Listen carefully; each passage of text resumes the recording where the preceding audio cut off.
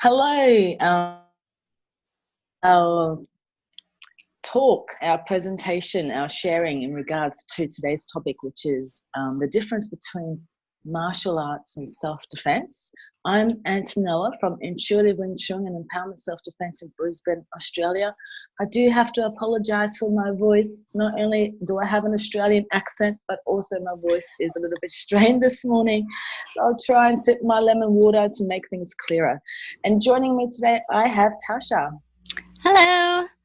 So I am Tasha Church with LA Live Action. That's Women Living in Action. It's a self-defense business, and I am coming to you from Maui, Hawaii. So yeah, this is a pretty interesting topic, and I'm happy that we're actually addressing it because I think a lot of people think that self-defense and martial arts are exactly the same.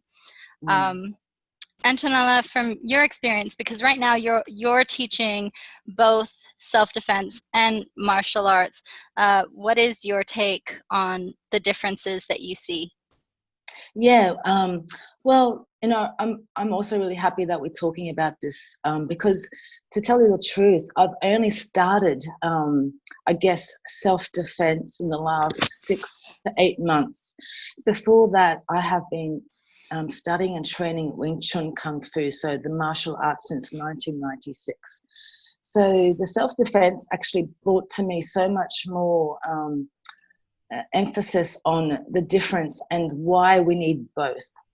So I guess one of the things that I want to highlight, and I know that you and I are going to be on the same wavelength, we're going to be interchanging our conversation, so we'll be pretty much talking about the same thing.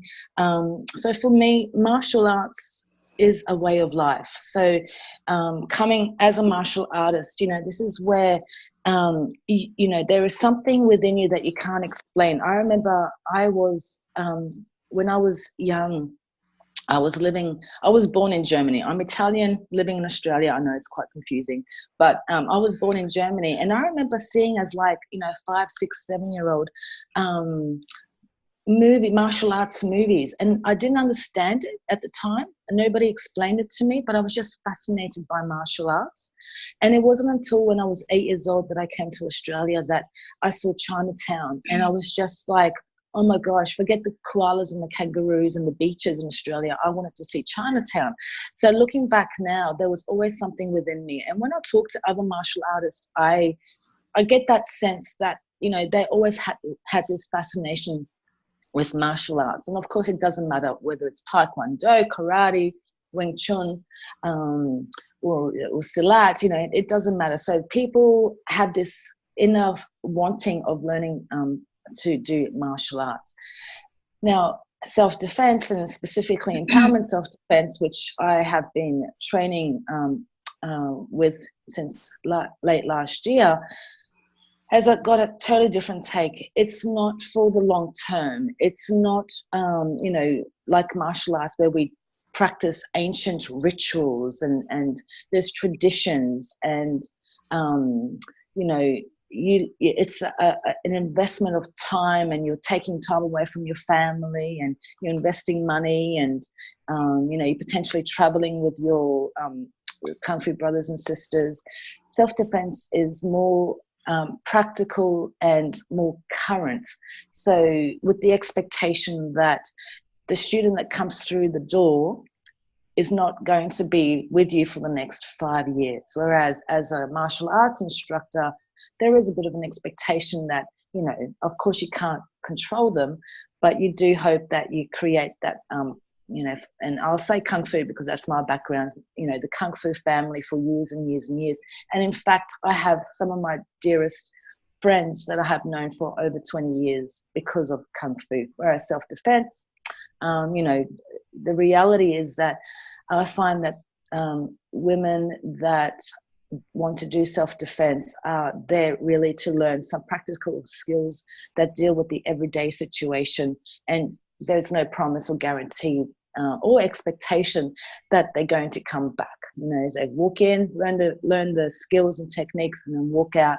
And so that's one aspect which we'll keep sharing. But what did you want to say to that, Tasha?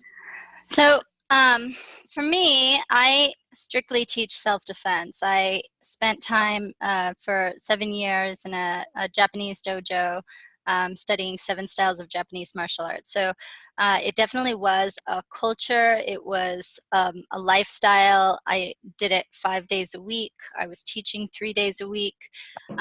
So for me, it was something that was more than just a once a week practice. It was, almost every day that I was living and breathing this style of martial arts that I really loved. I got involved in really getting interested in martial arts when I was very little because both of my parents were actually instructors in martial arts. So there was sort of a fascination there, and of course, my dad loved like Bruce Lee films and stuff. So we would watch them when I was younger. My mom and I would do slap boxing and everything. So it was a lot of fun.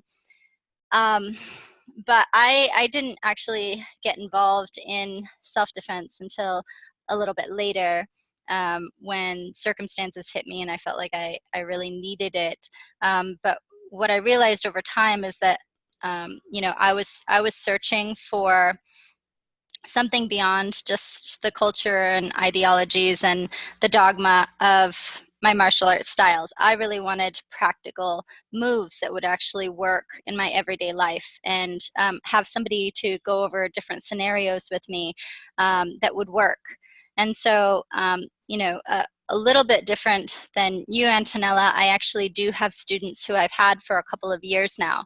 And I really do appreciate them coming back because I think that it is something where people say, oh, I want to take a self-defense course, and they take one and they're like, I've got it. No, that's really not how it works for me. I think that, or for anyone for that matter, I mean, you'll definitely learn certain skills and that'll be good, but you get better with everything. Doesn't matter if it's yoga or martial arts or a sport or your trade, your career, it's by practice. So continually practicing to do these things better and better. The students that I've seen who have really grown, they come to all of my classes. They attend multiple times because they really want to get it down. They've done studies where they have actually had women who have been trained, intensive trainings for a couple months at a time by someone, and then they at the end they have someone attack them in a real life scenario. They don't know when it's coming, they just know that it's eventually going to happen, and it's part of their training, and they don't know what to do. They really shut down. They don't have all of the moves down, or they forget. So that's why for me, I think that it is really important actually to continually do this practice. But what I do see is that a difference between martial arts and self-defense is it is a culture. You're building with a group of people every single week. You're seeing them, you're growing together when it comes to martial arts. And you're immersing yourself in that culture. When it comes to self-defense, what I seem to learn is that I'm taking someone else's background, what they do for a living, and I'm looking at it. So like take realtor safety for one. I'm looking at everything from a realtor's perspective. What do they need to worry about? They need to worry about when they're showing a home, if somebody attacks them, if there are squatters inside a home, what do they do? If there's identity theft, what do they do? So those different types of scenarios. If you're a mom, what do you do? For me, I'm setting up and working on an in-depth curriculum for moms. So that's something big that I'm excited about. So there's all these different scenarios where it's that person's culture, that person's lifestyle, and you're taking that and you're creating something as far as self-defense moves. You're pulling from the moves that to create something that works for them. Yeah, As opposed to catering yourself to this specific style and learning. The other thing that I've noticed too is that when I was at a dojo, we would go through all of these moves, and they're beautiful. I loved going through the katas and everything, and I still practice those. I still practice a lot of the arts that I trained in, but a lot of those moves that I was learning were very impractical for an everyday life scenario. Like a flying axe kick. It's great. I love practicing it. I feel like, I'm going to go kick some butt. But honestly, I don't think that that's something that I would want to use in a street fight, or if I'm walking down an alley and somebody comes up and tries to do, threatens me with a knife or a gun. It's just not something that I would work with.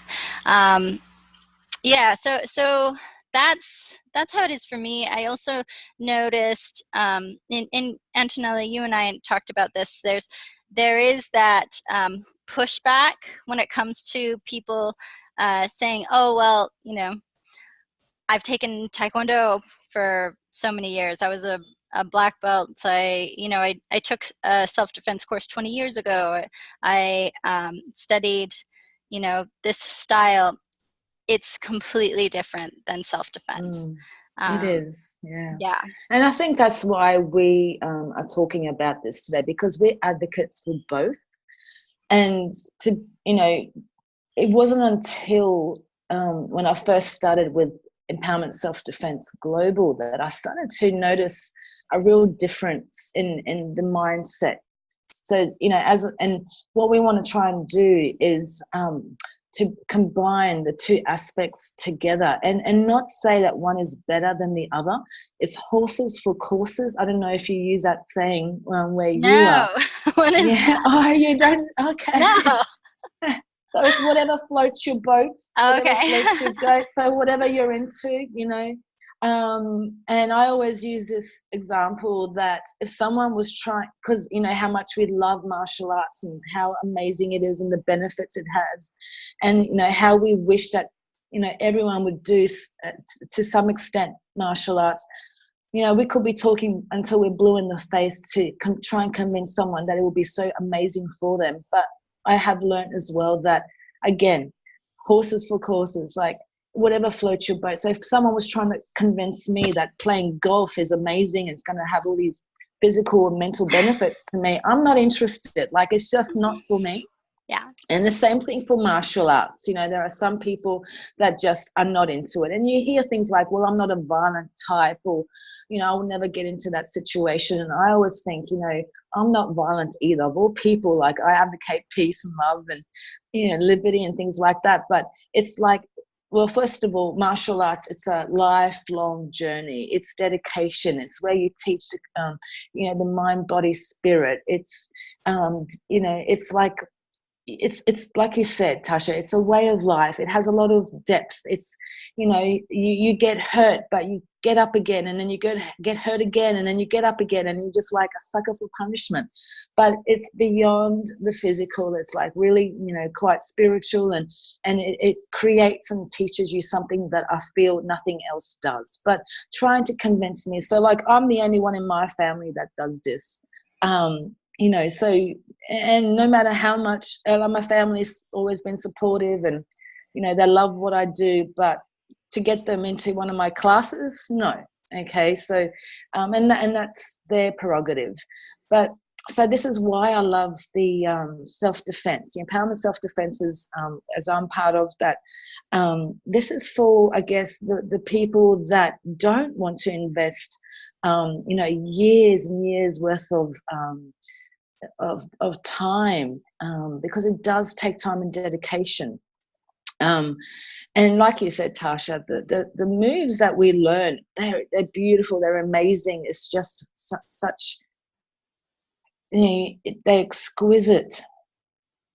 But and I find that as martial artists, we live in this like fantasy world. And I'm not saying that it's in a negative way, but we live in this world where we think, well, if anything does happen, we can use this strike or this kick or be in this stance, and exactly that's what we're trained to do.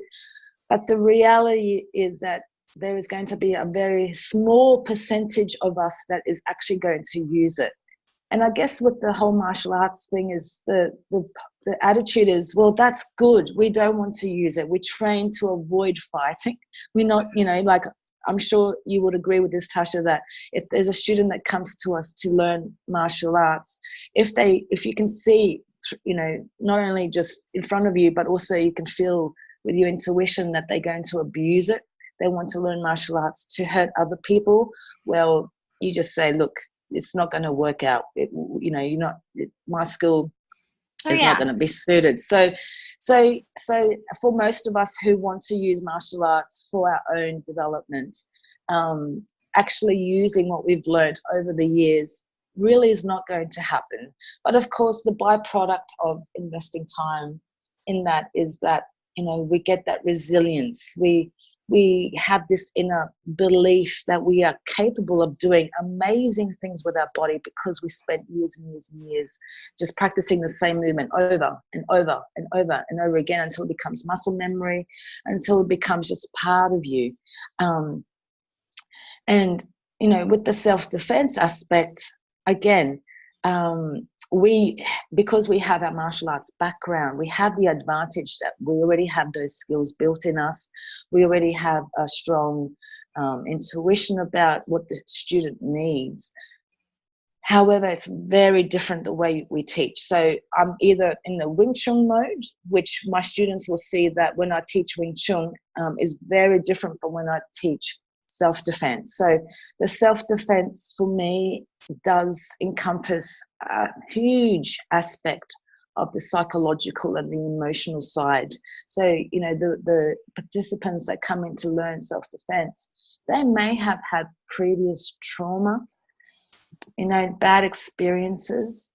But the other thing is that we don't just teach for the physical attacks, okay? Because as I said before, even with martial arts, it's pretty rare that we have to use it. So with martial artists, because we have that already, we've built that resilience and that character within us, the self-esteem and the confidence. We don't even realize we're doing it. But as soon as we're out in public and, we're dealing with our work colleagues and in relationships and family, we already have this inner, confidence that is just part of us. Whereas with my self-defense student, they are coming in or possibly already traumatized with, some issues that have happened to them in the past. And you're dealing with that as well. So the way I approach the self-defense is there's a lot of communication, and I'm guided by the student to just see how much I can push them. Mm-hmm. So I don't push them like if I was teaching martial arts, because martial arts is just like, this is martial art. This is an art form.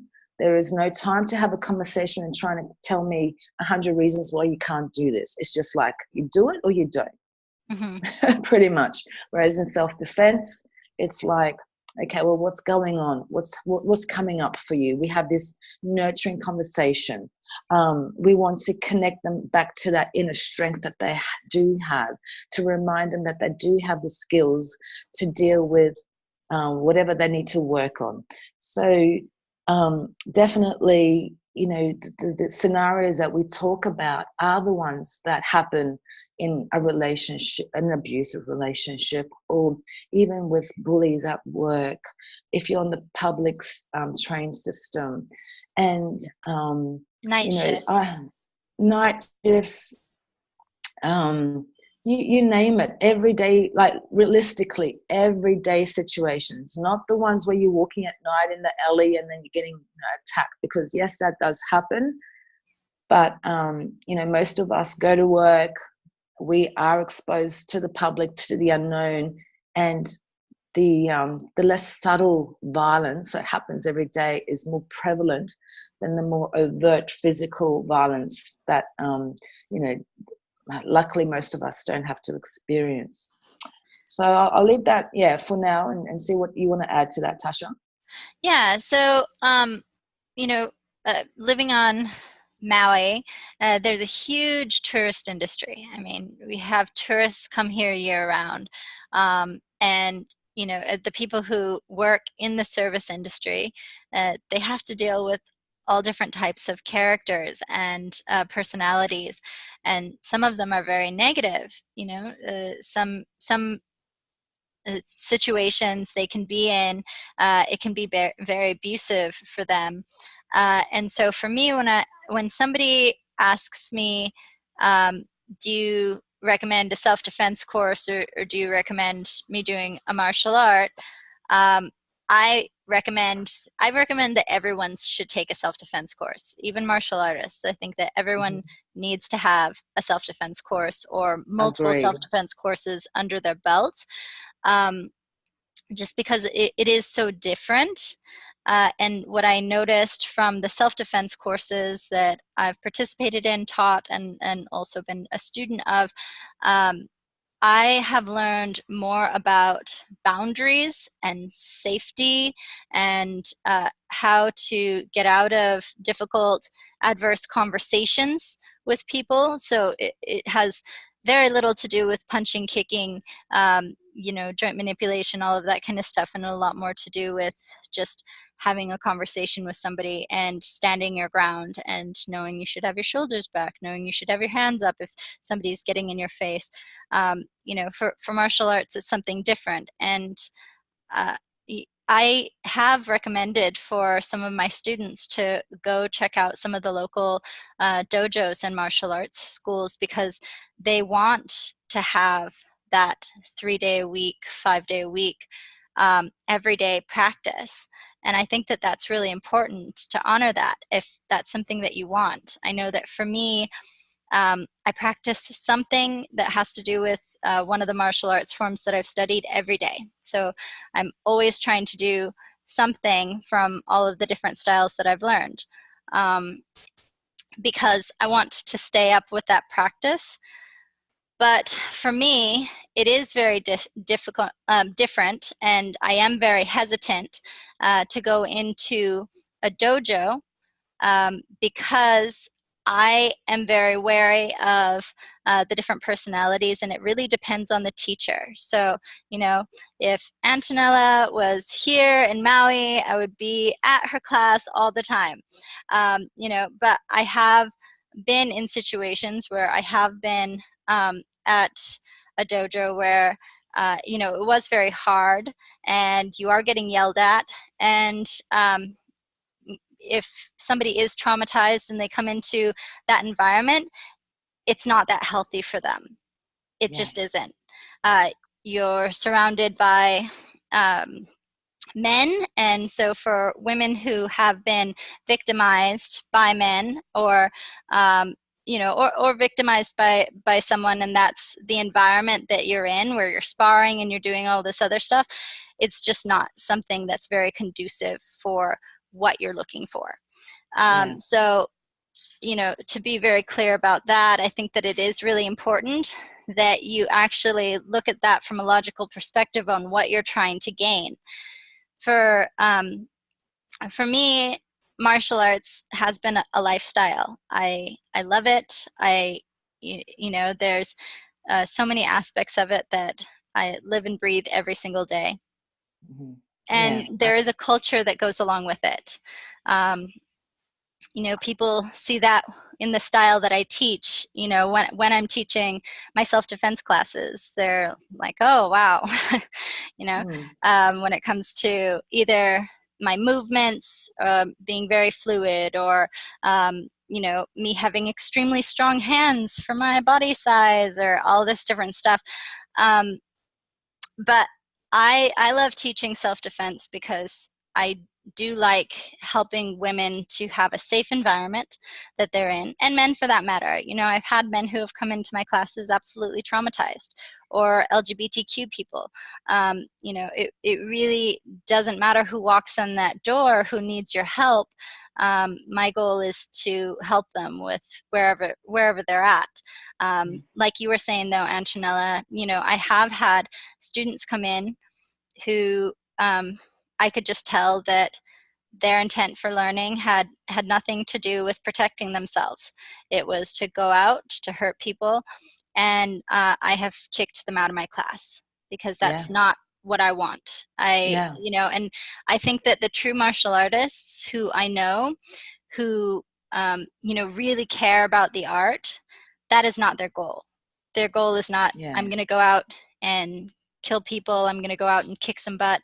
It is really about restraint and discipline and respect for other people and life in general, for you know, living beings on this earth, and making sure that you are studying and being respectful of everyone else.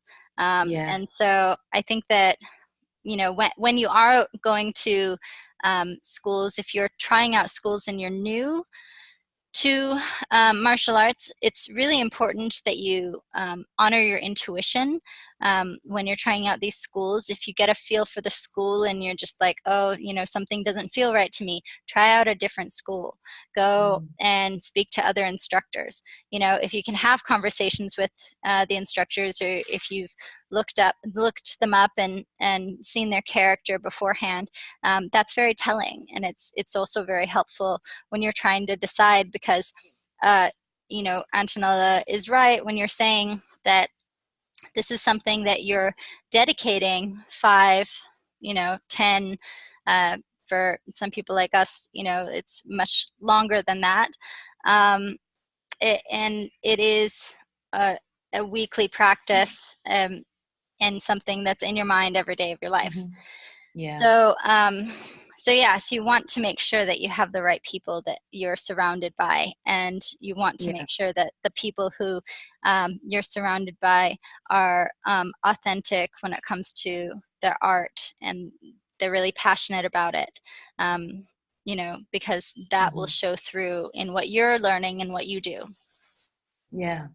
And it's so important what you just said. And again, you know, we advocate for both to do martial arts and self-defense, and we've been blessed that I've sort of, since being on Instagram, it's just amazing how it works, how we've, you know, you and I, Tasha, we connected through Instagram, and I have, you know, my Instagram family from literally all around the world. So I have, you know, created this beautiful family that we support each other. We have sometimes private chats, and that's where you really get a good feeling if that person is authentic, like you said, and is genuine and has the best interest in mind for the student. So what I want to add to that is that, so you and I, obviously we're both female, and we're the minority. So we're the minority that, you know, we have train in martial arts, we teach martial arts, and we also teach self-defense. So we got the best of both worlds. And of course, we're going to attract, I guess, a student that is comfortable with us. But of course, if, you know, you don't live in Brisbane, or you're not on Maui, you may need to seek out someone that you trust. So feel free to get in touch with us and let us know where you are. No promises. We can't guarantee. We don't know everyone on every continent and every state, obviously, but we can maybe guide you as to where you can go, because we do make, you know, a lot of friendships through our martial arts. You know, we've traveled, and over the, you know, the decades of us training martial arts, we've created a family around the world. So, and mind you, though, so you and I are the minority, being females. So there are the men. So I want to also say that the men that we know and we train with when we travel, they're the ones that we trust, and you know, we would love for our kung fu brothers, our martial arts brothers, to learn this style of self-defense as well. And it's not to say, it's really to add value to them as a teacher, as an instructor. Okay, this is not to devalue what they know and who they are. All I can say as a martial artist is that self-defense aspect will add value to you. And because most martial arts have been designed for men and men's bodies for physical altercations with men. Okay.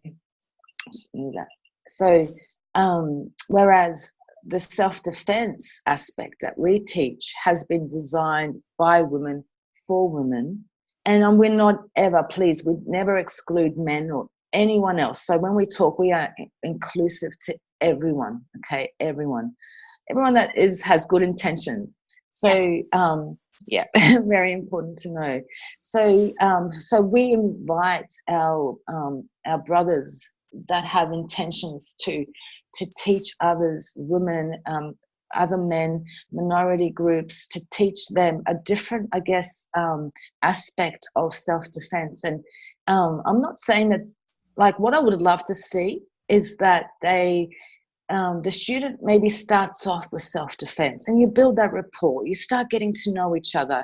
You start having conversations with your student. You start to get to know, what may trigger them, what experience they have, what are they trying to achieve. And in your martial arts school, you actually may be able to give them all of that, okay? But if you as a male understand, and you'll understand through training in self-defense, the needs of the woman, the needs of the individual that has experienced trauma, you are able to be an even better instructor, because, most self-defense classes that I see are actually trained by men, retired policemen, ex-military. I mean, they are as intimidating as shit. Like, imagine someone that is vulnerable and doesn't have confidence. I mean, the reality is that they will never go and seek that instructor to teach self-defense. That's just the way it is. So if you become aware of these issues, and you are sincerely and genuinely there to support the people in your community, so they become a better human, they take accountability and responsibility for their life. Maybe the self-defense perspective is what you need to teach them first, and then they may actually consider doing martial arts with you, in your school, because ultimately what we would love to see is an ongoing practice. But we want to make sure that, we want to really emphasize that as instructors, you have lots of tools that you can use for different situations. And if you are not equipped, or if you just say, look, it's not working for me, then you have networks in your community that you can say, hey, you know what, I'm not the person for you. You may want to go and try that class, or train with this person here, because we are not about being on a pedestal. We're not gurus. We're not like dictators that we want everyone to do what we do. We believe in autonomy. We believe in the individual. Everyone has different needs. And I mean, imagine if the instructor respects that and is not into, I just need another student to pay off, the rent, and makes it a commercial thing. But you're doing it because from the martial arts perspective, you're doing it from the heart to teach the student to be the best version of themselves, to create a sense of community that will keep on going. So, we want in ESD, what we would love to do is actually teach self-defense and martial arts, like kids learn CPR and swimming lessons. We want it to become part of the school curriculum, okay? And the more open-minded you are, the more welcoming of different styles. I'm not saying that you have to completely forget your martial arts teachings, but why don't you add that martial arts teachings to another aspect that you can give to the individual based on what they need. I mean, I think that would be the biggest gift.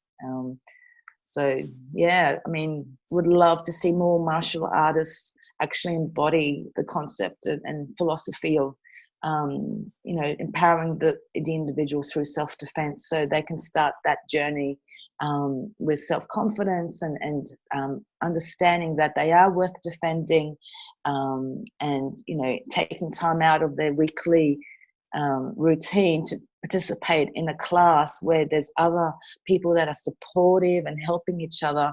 You just create another family, and who doesn't want that? Yeah.